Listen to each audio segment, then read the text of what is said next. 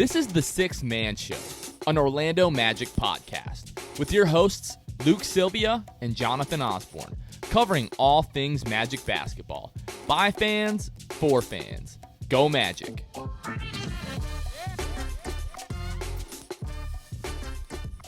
What's going on, Orlando Magic fans? You guys are back with the Six Man Show. It is December 6th, 2021. Jonathan Osborne here. As always, I am joined by my co-host, Luke Sylvia. Luke, what's going on, man? How are you? I'm good. We're 5 days here into December, Jonathan. I have already watched Elf. I watched it last night. My favorite Christmas movie, definitely. Christmas Vacation's right up there, but we watched that last night, introduced Harper to the classics. So we'll continue to do that throughout December. So it's off to a good start. The Magic could have been 3-0 this week. So yeah, I mean it was a pretty good week all in all. Is Home Alone a Christmas movie, or is it a movie that takes place during Christmas? Home Alone. Okay. So here's the argument that it's a Christmas movie. The reason that you can argue argument that it's a Christmas movie is it is a Christmas movie. That's yeah, because they're going out of town on Christmas. Are people debating this? Oh, it's a debate. Yeah, it absolutely is. But they're going out of town for a Christmas family thing to do Christmas there, and it. Well, the thing is, the movie itself, the plot doesn't have anything to do with Christmas. So people say, well, it's like Die Hard. Like some people say Die Hard isn't a Christmas movie. It's just a movie that happens to take place during Christmas. And, I'm just like, absolutely is a Christmas movie. Like when you think of Christmas movies, Home Alone comes to mind. When do you watch Home Alone? You don't watch it in the middle of the summer. You don't watch it on Halloween. You know what I mean? Like you watch it during Christmas, like during Christmas time. I think the world's decided it's a Christmas movie. Yeah, I think so, and everyone else that hasn't is just wrong. To be fair, they just like hot takes about it. Yeah, bad takes. All right, folks, a couple of housekeeping things really quickly in terms of our Patreon. If you guys haven't heard, we started a Patreon recently. We've got quite a few folks that are supporting us financially. Really, really appreciate that. If you guys would be interested in that at all, you can find us at patreon.com/the6manshow. We have 3 different tiers with varying benefits, so would encourage you guys to check that out. Again, we really, really appreciate that. Going to shout out our current patrons, starting with Court Cousins, our guys, Drew Gooden, Armin, Keith Garcia, Zico, Carson Tulo, Nathan Lynn, Ellis, Norm L., Magic Player History, and Julio. Really appreciate your guys' support. Thank you so much. And we're hoping that you guys all have good holiday season and Merry Christmas, Happy Kwanzaa, Happy Hanukkah, all that good stuff. And Luke, you see, I'm not coughing, I'm not choking. That's good. Like I was when I wished a happy holidays to everyone else on our episode of Shoot the Shot this week. But yeah, guys, 50% right now over the last 28 days of our viewers on YouTube are not subscribed. So if you're watching this on YouTube, take 2 seconds, hit that subscribe button. Really will help us out a lot. Luke, let's talk about the Magic this week. Each week we do our weekly State of the Magic, where we just kind of recap the week for the Magic and how they are doing so far on the season. Your Orlando Magic went 1-2 this week with a 101-96 loss in Philadelphia to the 76ers, a 108-103 win against the Denver Nuggets at home in Aaron Gordon's return, a 116-118 loss in Houston to the Houston Rockets. Right now, they sit with a record of 5-19, Luke, which is the second worst record in the Eastern Conference. It is the second worst record in the NBA. They are currently 27th in the NBA in offensive rating, 26th in defensive rating. They are 29th in overall net rating. On Sunday evening, Tankathon.com actually has the Magic. I tweeted earlier today that Tankathon had the Magic back with the toughest remaining strength of schedule in the NBA. But looking right now, it's actually the Lakers. So sometime between 1 o'clock, whenever it was that I tweeted that out, and now the Lakers actually have the toughest remaining strength of schedule in the NBA. But it's crazy that we feel like the Magic have had such a tough schedule to this point. And Luke, they still have one of the toughest remaining schedules in the NBA. Real quick to the injury report, we've got a new player on the injury report, unfortunately, this week. Jalen Suggs suffered a fracture to his right thumb Monday against the 76ers. Good news is that the fracture should not require surgery. He'll be reevaluated every 2 weeks. So we're hoping to see him back very, very soon. And then Cole Anthony returned to the lineup on Wednesday against the Denver Nuggets after missing 6 games, Luke. I guess we can talk about Jalen Suggs just for a moment here and kind of what you think, the surgery, or not the surgery, the injury means for him and for the team. I mean, honestly, that report, thankfully it was not surgery. It didn't, require surgery, but there's still the report of like, he'll be reevaluated every 2 weeks. It's like, okay, how many times are we going to play this game? How many times? So we know that it's probably not going to just be 2 weeks, right? Especially with the way the Magic are and, not rushing guys back, especially given that, the Magic aren't in win now mode by any means. I mean, I'm fully prepared for it to take 6 to 8 weeks for him to come back. Maybe more than that. I have no idea. Just the reevaluate every 2 weeks doesn't make me super optimistic it'll be here in the next month. Yeah, so for those of you, that didn't watch the game, so Monday against the 76ers, late in the fourth quarter, Jalen is driving to the rim. Joel Embiid is trailing, just swipes down with the right hand, making a play on the ball. There was nothing malicious about it. Joel Embiid is just a huge, gigantic human being, and Jalen immediately saves the ball from going out of bounds and just holding his hand for the next minute that he's on the floor. So he comes out of the game. The initial report was that it was a sprain. He wasn't going to return to the game. And then during the post game interviews with Mosley, he kind of lets it out of the bag that it's actually a fracture. So he's definitely going to miss some time. Like you said, it sounds like it's going to be closer to 6 to 8 weeks. I probably would guess that we're going to see Jalen back sometime around the All-Star break. All-Star game is February 20th. So maybe just before or right after the All-Star break if the Magic are going to be conservative. Hopefully with a rookie like that, they're just going to want him back on the floor, and we'll see him soon. But it sucks because I think people are kind of having a knee-jerk reaction like, oh, he was just starting to play so well.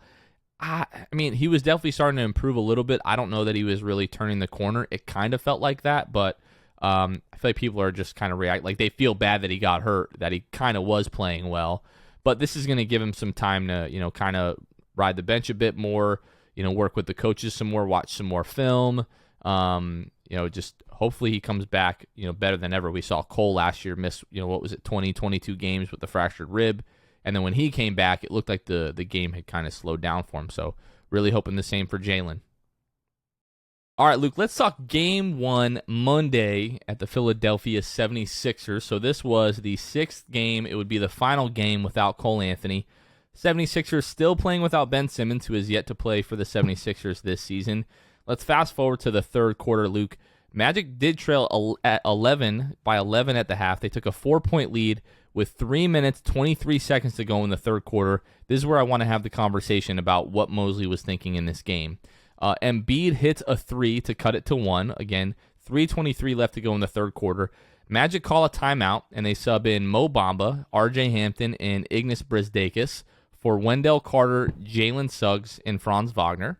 And then from that point, fast forward to 8:13 to go in the game, Matisse Thybulle scores, giving the 76ers an 87-80 lead. And then at that point, Mosley decides to sub back in Jalen Suggs, Franz Wagner, Wendell Carter, and Terrence Ross for the rest of the game. And this was 4:54 left in the game. Jalen Suggs driving to the rim, gets fouled. He was fouled by Joel Embiid, although it was not called. Just slaps down on Jalen's right hand, fracturing his right thumb. And then Mo Bamba actually tied the game on a tip dunk off of a Franz Wagner missed layup with just about a minute to go. And then the 76ers closed the final minute on an 8-3 run where Franz Wagner missed a free throw with 28 seconds left, which would have cut the 76ers lead to 2. And the Magic are forced just to play like the free throw game the rest of the way. 76ers make their free throws. Magic lose 101-96. So, Luke, I wanted to talk to you about this before we get to the box score. But there has been some weird timeout stuff, Mosley letting teams go on runs, just really kind of inexplicable, kind of things that he's done. And for the most part, you've kind of just chalked that up to, rookie coach. He's, still learning. What was really weird to me, we can talk about this kind of run over the span of the end of the third quarter, beginning of the fourth. But when Jalen was fouled by or was smacked by Joel Embiid, immediately grabs his thumb, throws the ball back in bounds, is holding his hand the whole way down the floor, is doubled over at the other end of the floor. Philadelphia scores, okay? Franz Wagner inbounds the ball to Jalen Suggs. Jalen will not even dribble the ball, passes it right back to Franz, won't bring the ball up the floor, heads back the other way on offense, is sitting there basically doubled over holding his thumb. The only reason that Jalen was able to come out of the game was because Franz Wagner scored a layup that very next possession, and then Doc Rivers called a timeout. So if Doc Rivers doesn't call that timeout, I'm just wondering, like, it was very apparent that Jalen was in an incredible amount of pain. How long was Mosley going to leave him in the game? Because the kid wouldn't even dribble the ball. Yeah, yeah. I think that it just goes in. So I think it's not usual for a head coach to struggle this much when it comes to like managing timeouts and when to call them, when to not. But this just felt like something like you or I would know how to do. I don't know if he's just like that zoned out when, as to what Jalen's doing and how he's acting, and maybe he would maybe put the blame on his assistants who maybe are, saying things to him throughout the game and giving him, some direction observations. But I don't know what it was, but somebody botched it incredibly. And, I don't know. I don't have an answer for what we were watching. Well, I kind of asked, are we sure that Mosley was hired to develop guys and try to win games? Or was he just hired strictly to try and develop some of the young guys?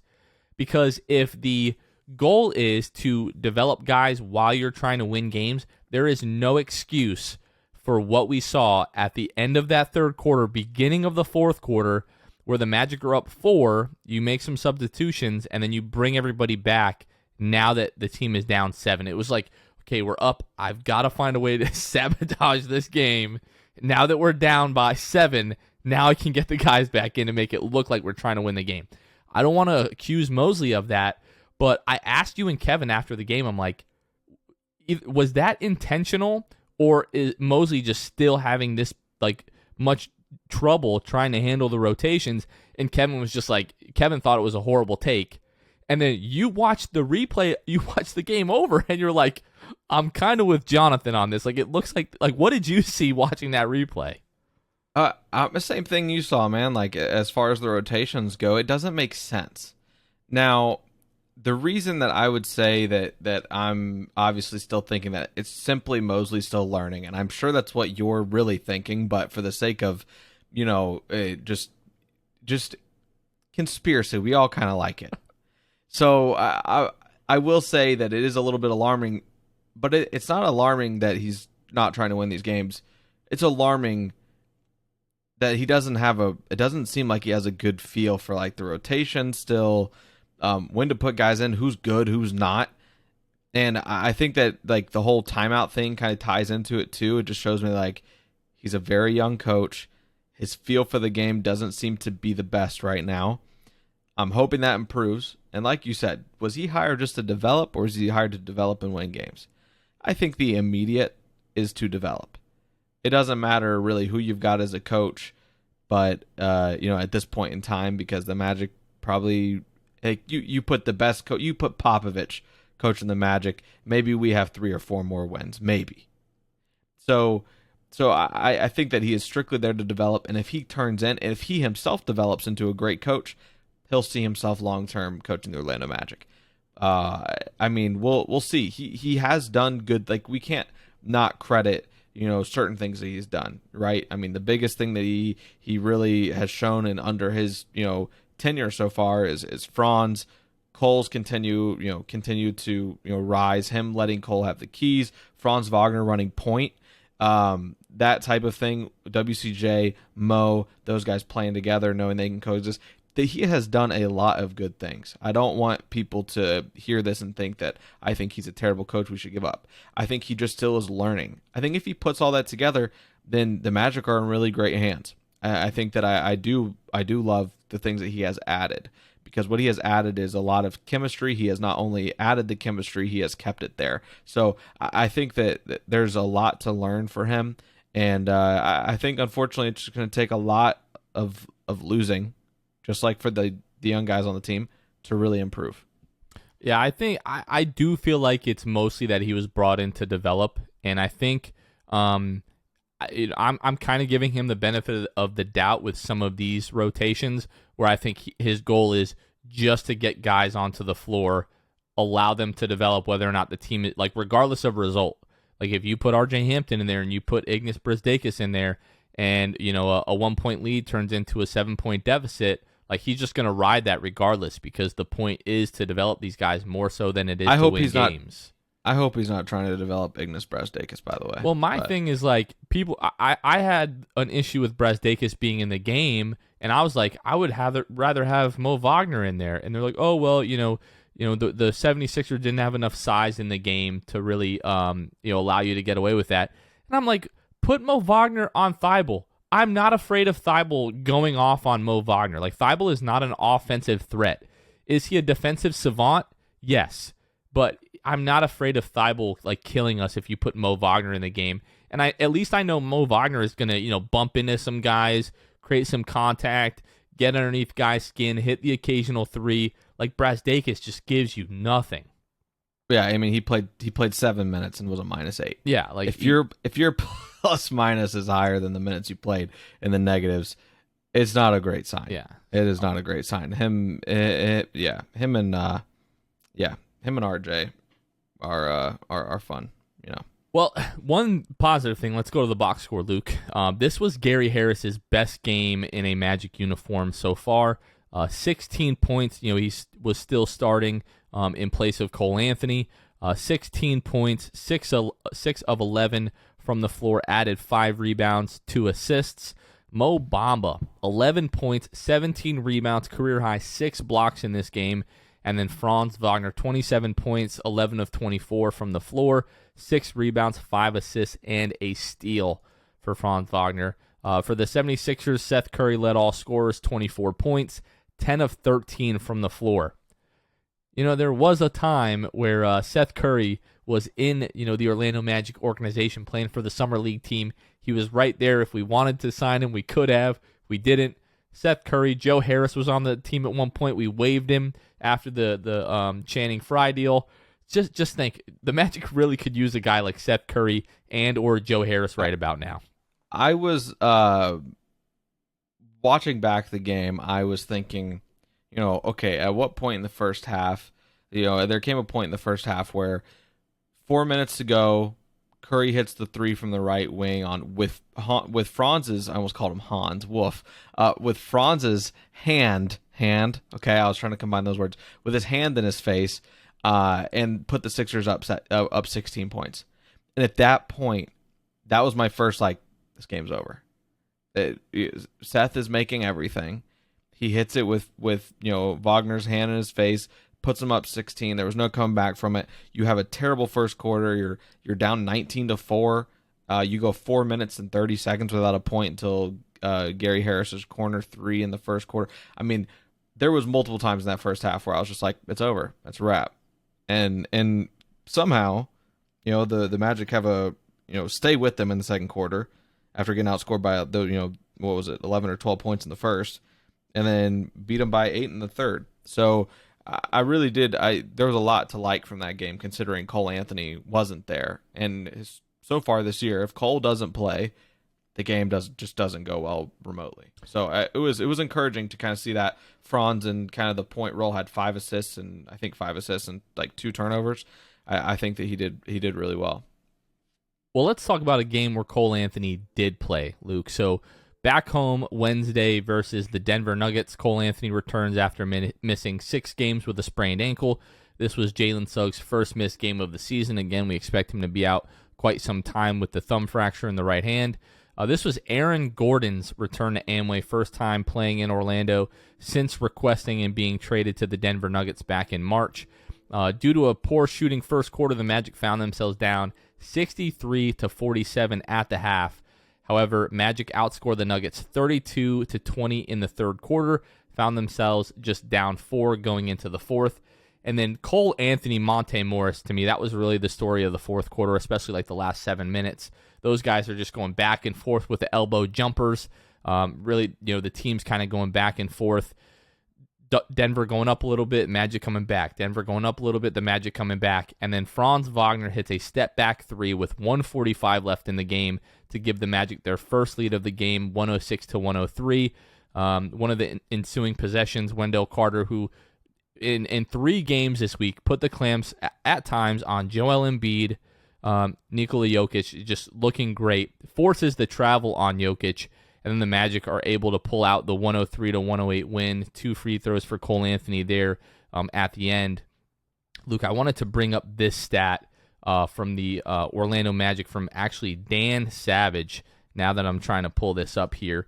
The Magic, I believe they shot 30% in the first quarter and then shot over 60% in the following 3 quarters. Let me go ahead and pull this up here. Yeah.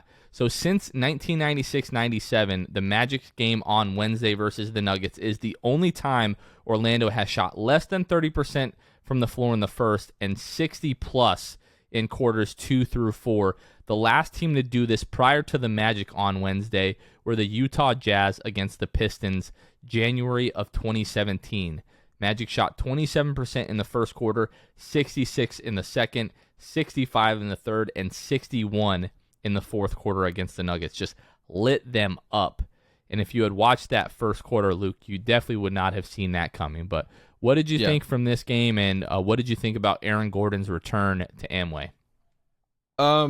So first, Aaron Gordon's return, I mean, he postered Chuma, so there was that. I mean, finished the game with 17 and 8. 7 for 12 from the field. Didn't shoot the 3 ball well. Seen that one before. Sorry, I'm just trying to be disrespectful anywhere I can. But I mean, he played 38 minutes, a team high. 38 minutes, actually a game high as I'm looking at it. And then I did want to point out, Jonathan, the Magic, even though you use the term lit it up, which they did from the field, right, in second, third, and fourth quarter, they did not at any point light it up from 3. They were 6 of 27, shot 22%. I'd like to know this statistic. I don't know how to find this out. It'd be a lot of digging, a lot of searching. We need a staff of just researchers, by the way, that work for free. Yeah, work for free labor. Because I've got a lot of thoughts in my head about, like, I wonder when. Well, you just need to ask David Steele. David Steele's got the hookup, Okay, that's true. So I need David Steele then to tell me the last time that no Magic player had over 1 3-pointer made and they won the game. The Magic had 6 threes, all from a different player. All 5 starters had a 3, Jonathan, and Terrence Ross had a 3. Other than that, just really struggled. I know that Mo Bamba struggled, I believe, the most from 3. I think he was like 1 for 6. Yeah. Cole was 1 for 5 from 3. So that was interesting to me. But the most impressive part about it is that when you're not hitting threes, you better be getting into the paint. The Magic outscored the Nuggets 66-38 in the paint. And obviously was the biggest contributor there to winning the game by 5. So I think that it was an impressive win. Obviously, it was good to win in Aaron Gordon's return. Cole with the 24 points. WCJ yet again 18 and 8. I mean, what else can we say about the role? 72% from the floor, by the way. Like, you talk about points in the paint. Yeah, look no further than 11. Dell. Can we do that? By the way, like, people have slowly been like going with Dell instead of WCJ. Can we just change to Dell? It's so much easier to say. It is. When I think of Dell, I think of Dell Curry. I just think of computers, but that's fine. Fair enough. But I like Dell. It just kind of rolls off the tongue. It's much easier to say. I do too, but my issue in switching has been, even before he was with Orlando, he was referred to as WCJ. Yeah. So like that was, it's been a hard switch for me. I'm not going to lie to you. I saw someone on like a YouTube channel, on our YouTube channel, I think, commented out the other week and was like, nobody calls him WCJ anymore. First of all, buddy, I did. So second of all, I'll get to Dell eventually. Do you remember last year when we weren't calling Mo Wagner Mo? They were calling him Vic. Yeah. You remember that? Like, that was a weird thing that we went through. But no, I'm on the Dell train. It's just easier to say. I appreciate it more. Yeah. But yeah, that was just kind of my 2 cents, Jonathan, on the Denver game. Really impressive, really unique and weird game when you're, no player has over 1 3-pointer made and you still beat the Denver Nuggets, who are, a great team despite their early struggles, beat them by 5. So Some would say that's anything. I think that classifies as anything. And talking about see this on the next broadcast. What? We're gonna see that on the next broadcast. Yeah, maybe we'll get credit for it. Who knows? But speaking of Aaron Gordon disrespect, so he misses a late corner 3 in this game, and I tweet out, feels good to be on this side of a late game AG missed 3. That tweet right now has 249 likes on it. For most people that might not be a lot. For us, that's like we're in group chat like, yo, that tweet popped off. So like, yeah, everyone was ready for the AG disrespect. The Magic tweeted out AG back tonight, and people are tweeting, who cares? Nobody asked. Your wife got in on it. Yeah. So this is the story about Aaron Gordon. So Aaron Gordon is drafted. I think that it was like the home opener or something like that year.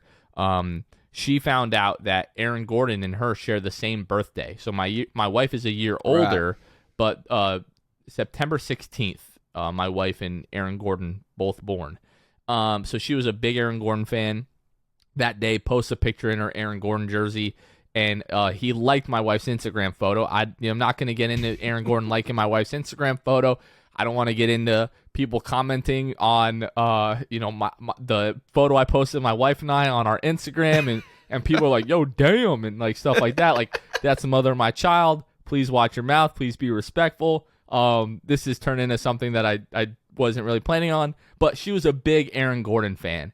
And then over the years, inconsistency as a player being one thing, his, I guess you would say, I don't want to say eccentric, but unique personality, I guess we can say, of Aaron Gordon, just over the years, just kind of wasn't the biggest Aaron Gordon fan. And then obviously the comments that he made once he was traded, which I think is the reason most people, booed him or didn't care that he was coming back, whatever.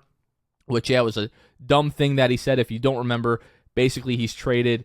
First press conference with Denver is saying, like, I'm excited because now I can really go all out all the time. It's like, well, what the hell were you doing playing for us? He meant smoking weed. He meant he could go all out smoking weed.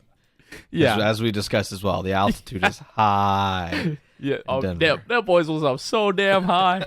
I'll never forget that that TNT thing.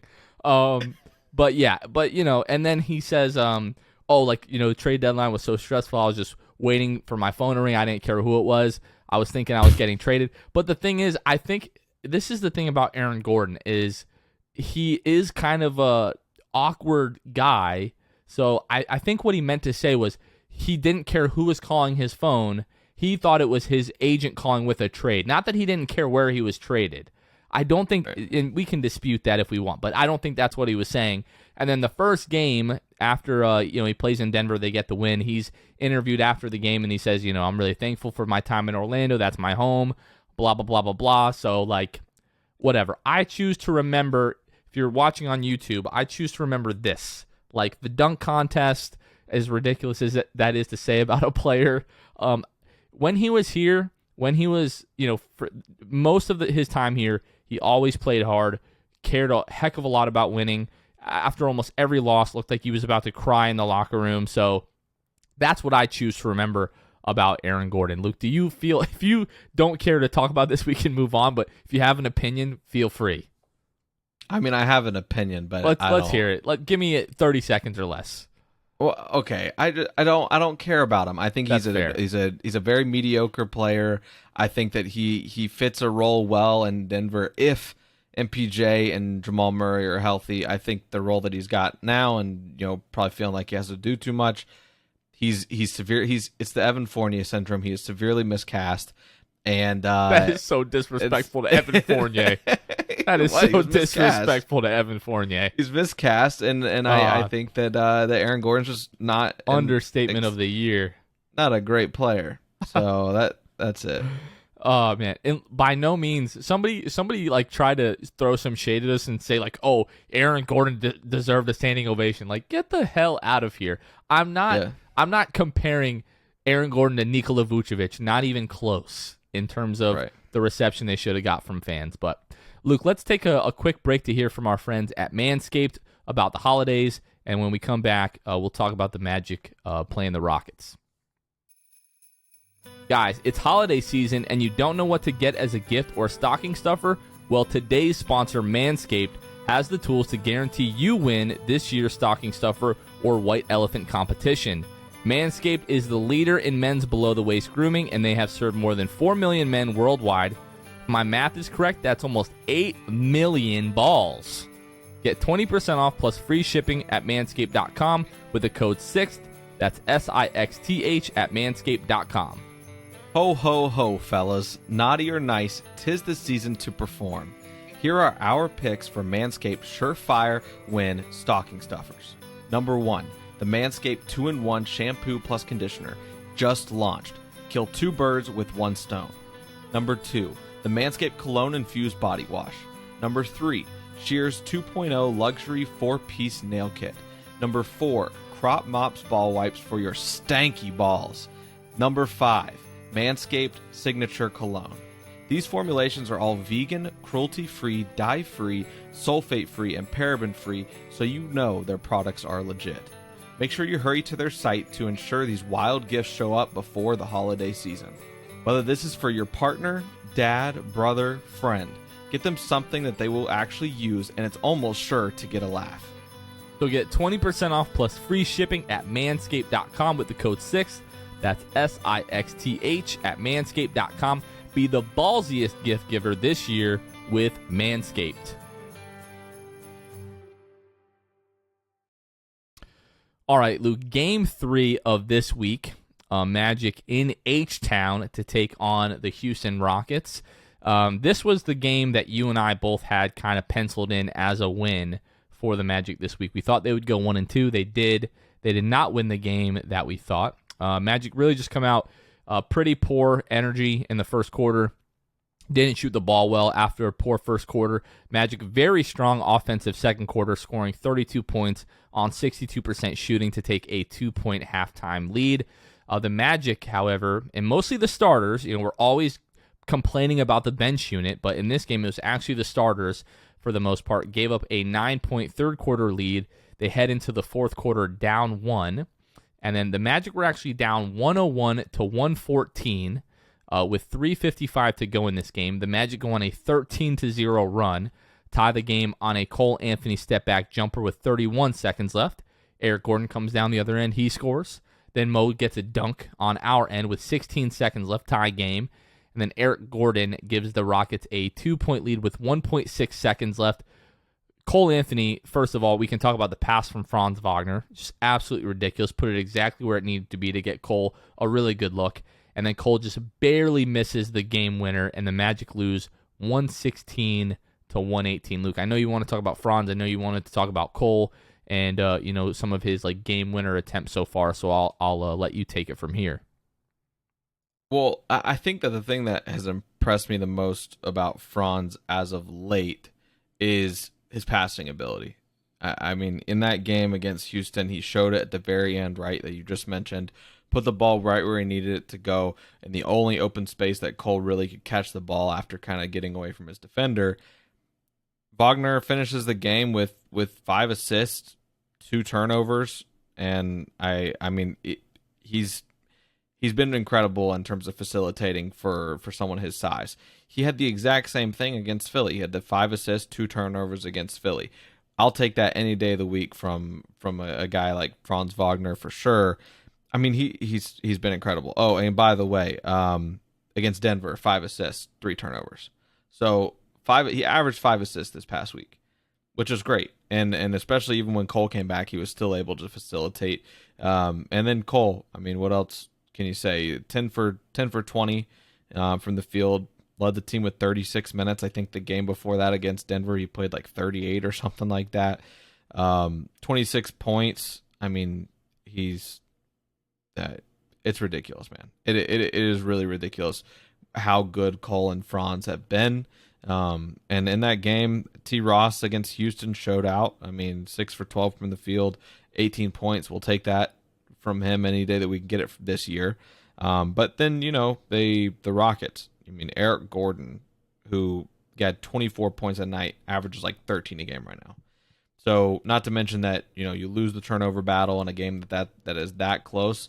That really does make the difference. I know that's the thing we've kind of been preaching this year with this young team. 18 turnovers to Houston's 12. And the stats look virtually the same.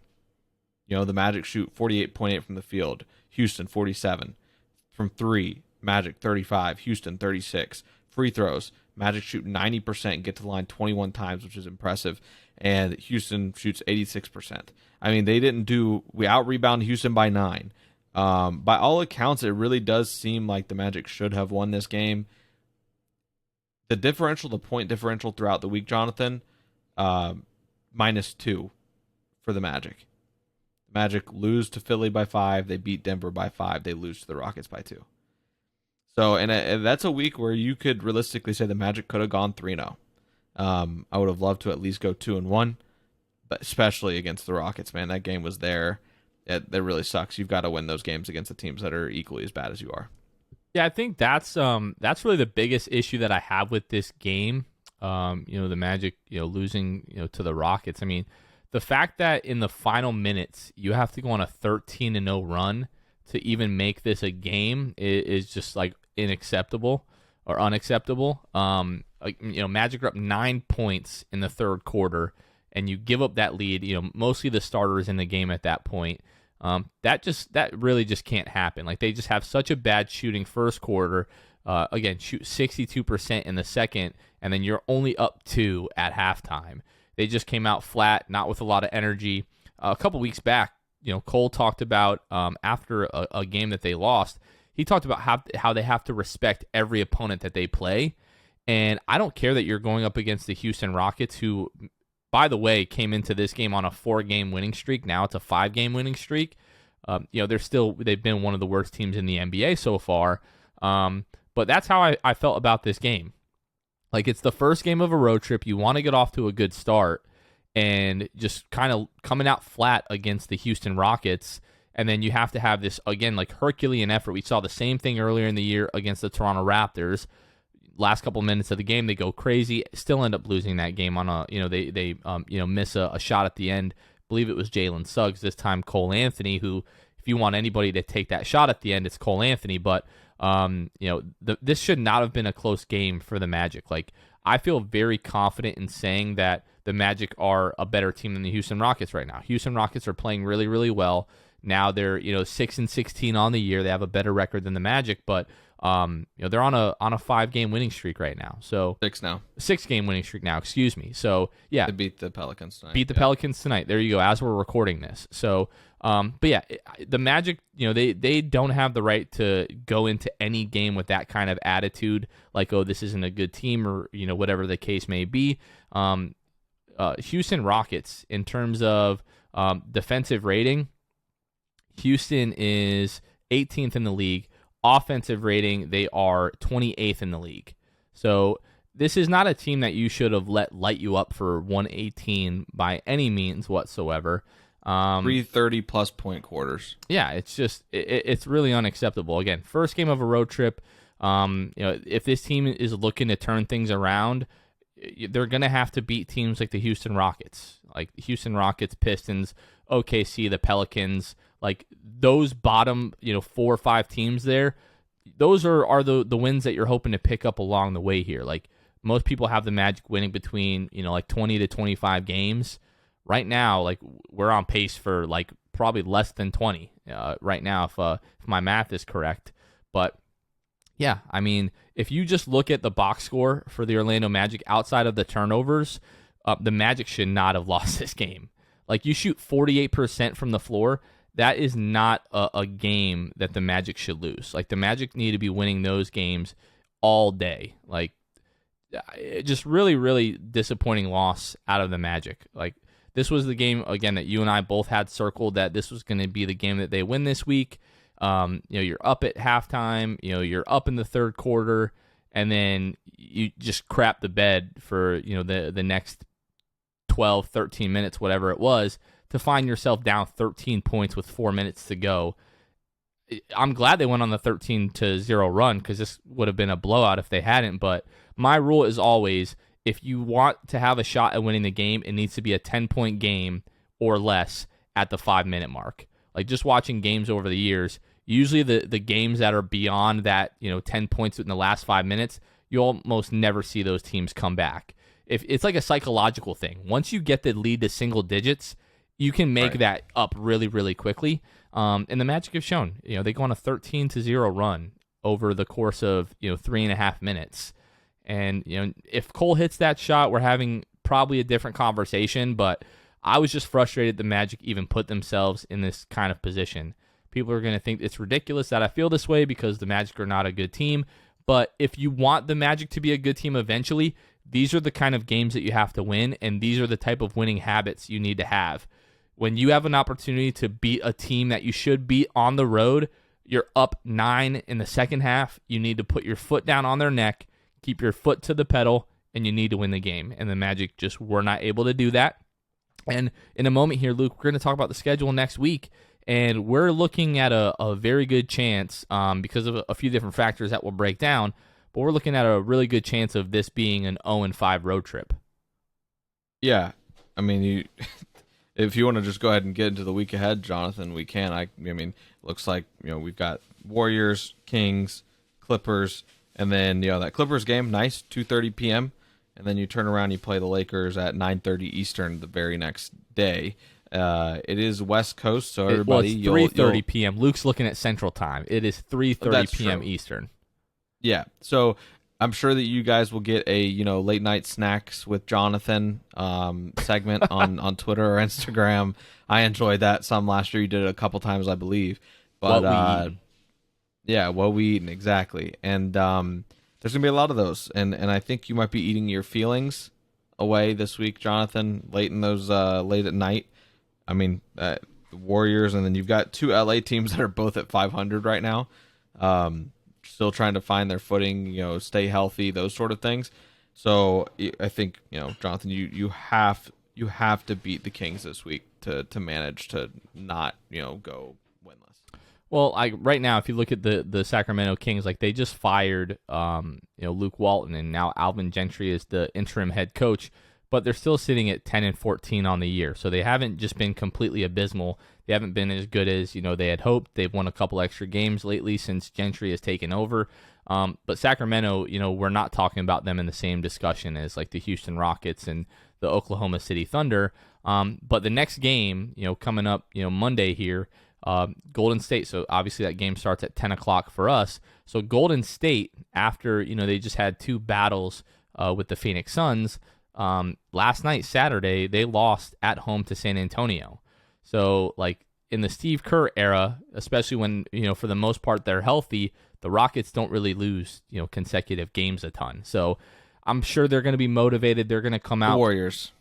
What did I say? You said the Rockets. The Rockets. Good grief. No, the Warriors. Just want to correct you before anybody else does. Yeah, but before Warriors. I sound more of like an idiot than I already do. I appreciate you, brother. But yeah, the Warriors, they're going to look to bounce back against the Magic Monday night. What did you say right now? They're like a 13.5-point favorite over the Magic?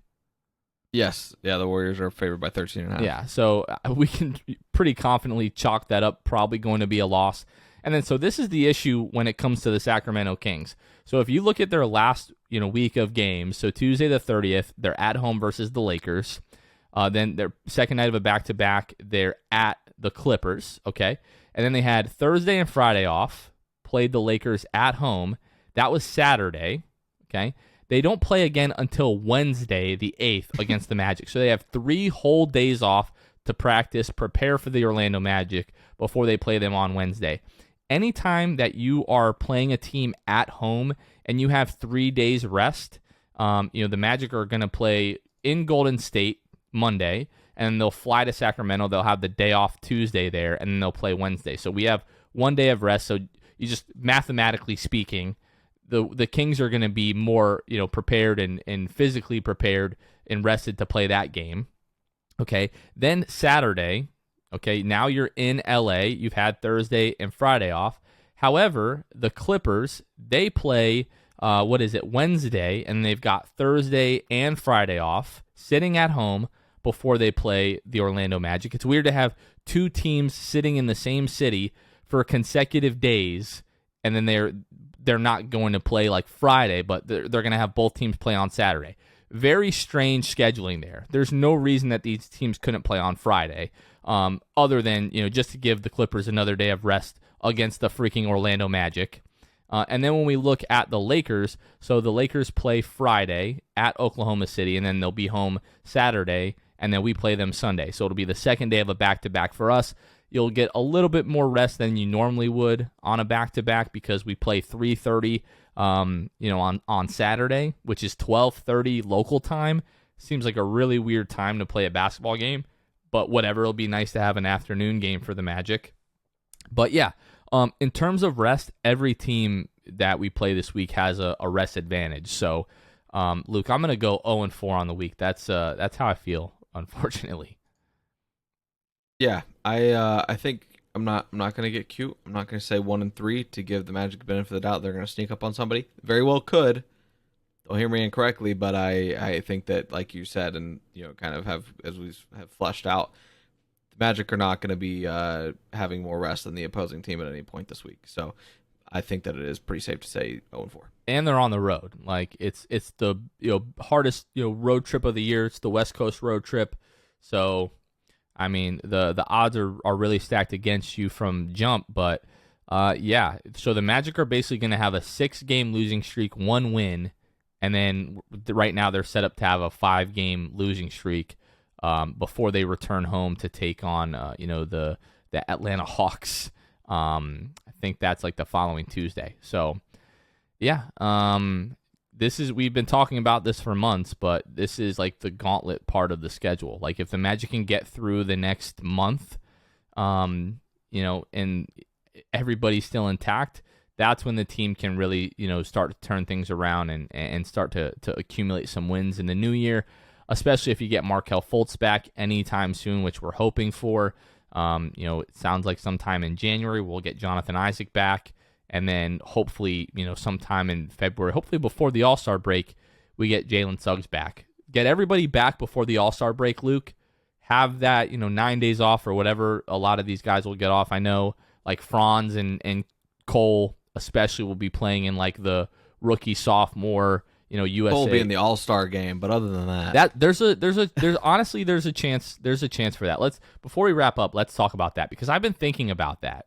Like in terms of team success, I think it's going to be hard to argue, but I would not be surprised if he gets at least some votes by coaches to be a reserve. He's not going to get voted in. Nobody's arguing that, but no, right. Maybe he can be a reserve, or maybe he benefits from somebody tweaks an ankle prior to the All-Star break, and they're like, man, I don't really want to play. I'm good. And Cole can kind of step in. We see that happen, it feels like every year. At least the last 2 or 3 years, that definitely has happened. So we'll see. We will see. I'm not holding my breath about it. They'll definitely play in the rookie sophomore game. Well, so I mean, I don't know. There's not really much to add to it, honestly. I think that Cole has obviously been the best player on the Magic. I'm just hoping that he gets elevated once our team becomes fully healthy and can actually play with a whole team. So in terms of like guards, and now they're really mostly just doing like front court and back court. So in terms of guards in the Eastern Conference right now, Cole Anthony is 10th in scoring, just behind James Harden. So 20.2 points per game. So I have a tough time, seeing him, leaping some of these other guys. So right now it's DeMar, Trey, Zach LaVine, Jason Tatum, Bradley Beal, Jaylen Brown, Tyler Hero, Malcolm Brogdon, and then James Harden. I think we probably even see a guy like LaMelo Ball get voted into the game, or even like a Fred VanVleet or Darius Garland, just because those guys have been in the league a little bit more. They have more notoriety. Orlando, we're used to getting snubbed, so I'm not saying necessarily that Cole hasn't been as good or better than those guys. I'm just talking in terms of like a narrative. We see it happen literally anytime any type of voting happens, any kind of list. We always get screwed in one way or another. So I think if Cole has another level to get to, which he very well might, if he takes it up one more notch, I think he would have a chance to make the All-Star game this year. But really just because of how piss poor the Magic are right now, I think it's tough. But we definitely will. If he plays the All-Star game, maybe he doesn't want to play the rookie-sophomore game. But if he doesn't make the All-Star team, which I don't think that he will, unfortunately, I think he can. But I don't know that it'll happen this year just because of how bad we are. But seeing him and Franz in the rookie-sophomore game, like the hype around the Magic that night has the opportunity to be at an all-time high. Yeah. And I don't know. Maybe Franz wouldn't look great in a game like that because he's very much like very structured player. He can go out and get his own, buckets. He's going to Euro step everyone to death. Or just dunk on somebody. That there's definitely the possibility for that. But yeah, it would be great to have everybody back after the All-Star break. Just take some time off, get everyone back healthy, and then, over the last, 25, 30 games, if you can, go 500 over the last 30 games or whatever and go into, next year with some momentum, kind of like the Timberwolves did last year. The Timberwolves had a great end to the season, won a lot of games, like their last 15, 20 games there. And then, now, they're in the playoff hunt. So hopefully that's what the Magic can do. Last thing that I want to talk about, we talked about Greg Anthony and some of the issues that he had with some narratives surrounding Cole Anthony this week. I don't want to get into that. If you guys want to hear us talk about that, you can go and listen to our Shoot the Shot episode that came out last week. But when I saw these tweets from Greg Anthony the other night after the Rockets game, he said, "This is a learning experience for the Magic. Did not come to match the energy and force of the Rockets. Not good enough to ever let the opponent outwork us. Learn from it, get back in the lab, bottle the last 2 minutes, 30 seconds, and understand the sense of urgency you played with has to have the other 450. We are getting better." Hearing hearing Greg Anthony say we and hashtag Magic together, when he says that the Anthonys are all in on Orlando, I really, truly believe Greg Anthony. Yeah. I mean, it's pretty sweet to see. My pastor this morning roasted sports fans who refer to themselves as we when talking about their teams. I've never felt so offended and convicted in a service in my life. Yeah, I try not to. I try not to do the we thing. I don't get the issue. Unless it's the Gators, because I put money into the University of Florida and have a degree from there. I literally went to the school, so I feel like I feel more right in it saying we and us and things like that. But there's some validity to the we thing when referring to your own team. But yeah, I don't know. I try not to as much, but I still do. I get it. Like, obviously you're not playing for the team. I'm not that rich, obviously. I'm not that tall. You're a fanboy. I'm absolutely a fanboy. I'm not going to dispute that whatsoever. But when you care so much about the team, you feel like I live and die with this team. I don't think anyone's surprised by me saying that. But, I care way too much about this team. And, so I refer to it as we. And I really don't care. So, But when my pastor said that, I was like, we need to find a new church. What's going on here? You know what I'm saying? But no, I'm kidding. But I think that's going to do it for us this week, Luke. We're going to stay up really late this week. We're going to record actually after the Lakers game on Sunday. So me, Kevin, myself will be starting that podcast hopefully, before 1 a.m., but who knows? So just pray for us this week, and hopefully the Magic can at least win a game. So that's just not a totally depressing and exhausting podcast for us to record next week. So, but for Luke Sylvia, this has been Jonathan Osborne. You guys are listening to The Sixth Man Show, and we will catch you guys next time. See ya. Thanks for listening to The Sixth Man Show. Be sure to subscribe on iTunes, Spotify, Google Play, and Stitcher to get new episodes downloaded directly to your phone. Please take a minute to give us a 5-star rating and a review. It would really help us out a lot. Follow us on Twitter and Instagram at Sixth Man Show, and like us on Facebook. We'll catch you guys next time. Go Magic.